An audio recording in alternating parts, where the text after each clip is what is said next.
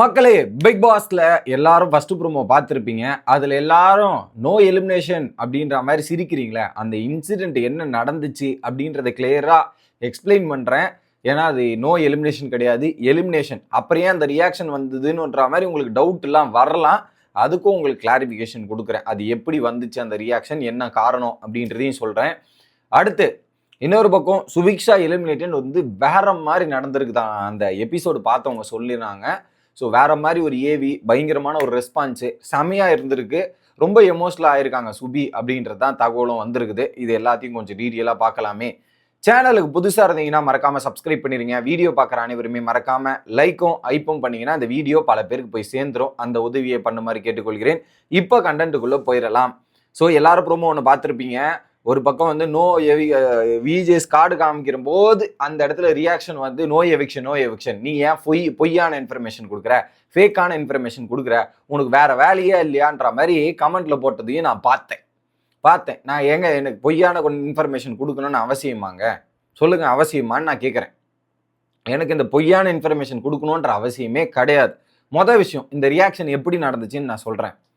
இப்போ இங்கே கண்டஸ்டன்ஸ் கிட்ட எல்லாரையும் யார் எவிக்ட் ஆவான்னு கேள்வி கேட்டாரா இல்லையா? அதுக்கு ஒரு அட்வைஸ் பண்ணாரா?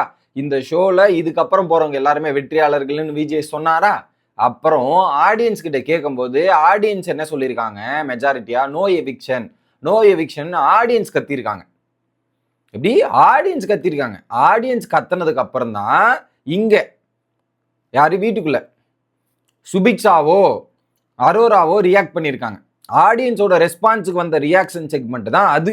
ஆனா எடிட்டர் நமக்கு என்ன பண்ணிட்டாப்புல, விஜேஸ் இப்படி காட்டுறாப்புல, அவங்க ரியாக்ஷன் பண்றப்ப என்ன ஆகுது, நீ என்ன பொய் சொல்ற அப்படின்னு நீங்க வந்து என்ன கேட்கற மாதிரி ஆயிடுது. அது வந்து என்ன பண்ணா ஒரு கியூரியாசிட்டி, டிஆர்பி ஹைப் பண்றதுக்கான.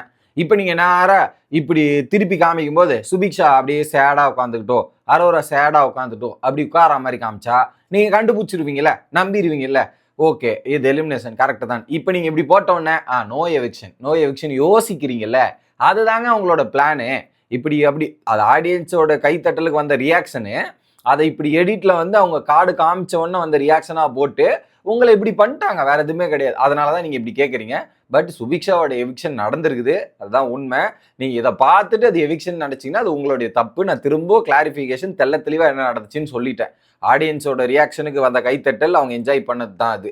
ஓகே, அடுத்ததாக தான் இந்த கார்டை காமிச்சிருக்காங்க. அப்போ கார்டை காமிச்ச உடனே ஒரு பக்கம் வந்து அரோராலாம் ரொம்ப அப்செட் ஆகிட்டு மூஞ்சி சோகத்துக்கு போகிற மாதிரி ஆயிடுச்சான். அந்த நிலைமைக்கு தான் அமைஞ்சிருக்கு. இதில் நார்மலாக ஒருத்தவங்க எவிக்ட் ஆகிட்டு அந்த ஸ்டேஜுக்கு வருவாங்க இல்லையா, அந்த ஸ்டேஜுக்கு வர டைமிங் வந்து ரொம்ப அதிகமாக இருக்கும்.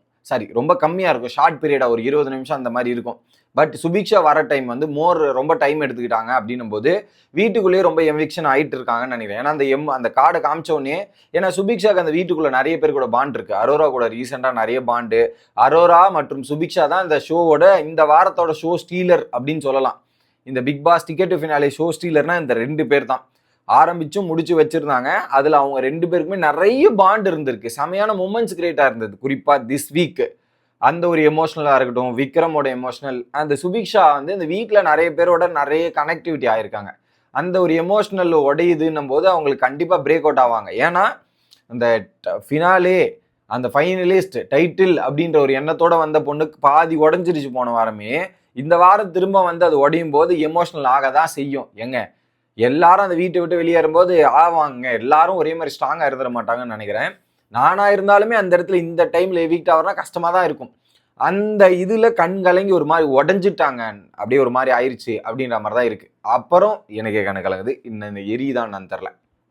ஓகே, அங்க ரொம்ப எமோஷனல் ஆயிட்டு அப்படியே வராங்க வெளியே வந்துட்டு இங்க இருக்கு இல்லையா, அங்க விஜே ஸ்டேஜ்ல வந்து பயங்கரமான ரெஸ்பான்ஸாம். ஆடியன்ஸ் கிட்ட இருந்து வேற மாதிரி ரெஸ்பான்ஸ் கிடைச்சிருக்கு. இதுல யோசிக்கணும். ஏன்னா நேத்து டிஆர்பி செக்மெண்ட்ல அந்த பார்வதி கமருதனோட ரெட் கார்டு பயங்கர ட்ரெண்டு. இப்ப அடுத்த எபிசோடு என்ன நடக்க போது ஒரு கியூரியாசிட்டி இருக்கு.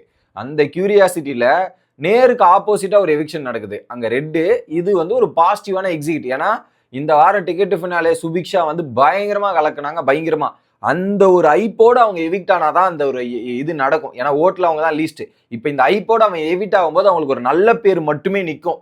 ஏன்னா அந்த அளவுக்கு டாக்ஸிசிட்டி இல்லாத ஒரு கண்டஸ்டன்ஸுக்கு, எந்த ஒரு பெரிய தப்பே பண்ணாத ஒரு கண்டஸ்டன்ஸ்னா சுபிக்ஷாங்க. அப்படி ஒரு எக்ஸிட் அவங்களுக்கு அமைஞ்சிருக்கு. அதில் குறிப்பாக அங்கே உள்ள ஜெயிச்சிட சுபின்னு பல சத்தங்கள் ஆடியன்ஸ் தரப்புலேருந்து வந்திருக்கு. சின்ன குழந்தைங்கள்லாம் கத்திருக்காங்க. அதில் ஒரு குட்டி பொண்ணு வந்து ஐ லவ் யூ சுபி அக்கா, நீ ஜெயிச்சிட்டன்ற மாதிரி அவங்க சொல்லியிருக்காங்க. அந்த குட்டி பொண்ணு பேசியிருக்கு.